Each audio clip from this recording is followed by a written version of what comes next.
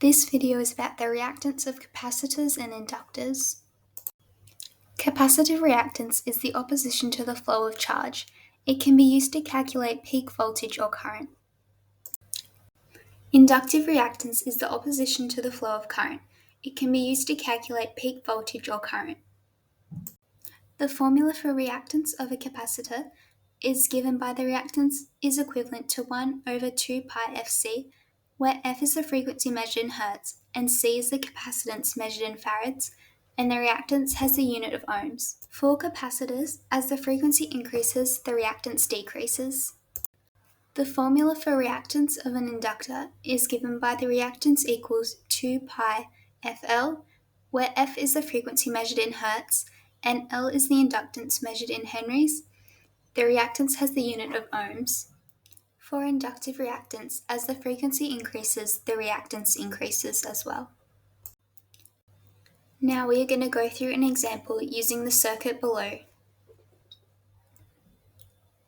What is the reactance of an 8 millifarad capacitor at 200 Hz? To get the reactance, we then put those values into the formula and then into a calculator, which gives us 99.47 milliohms. If the voltage across the capacitor is given below, then what is the current across the capacitor?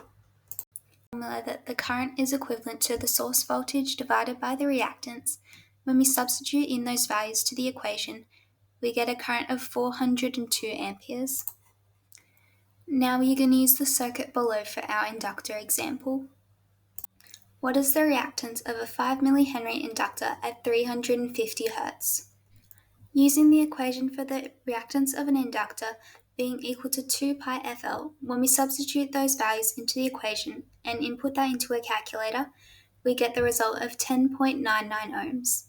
If the current across the inductor is given by the equation below, then what is the voltage across the inductor?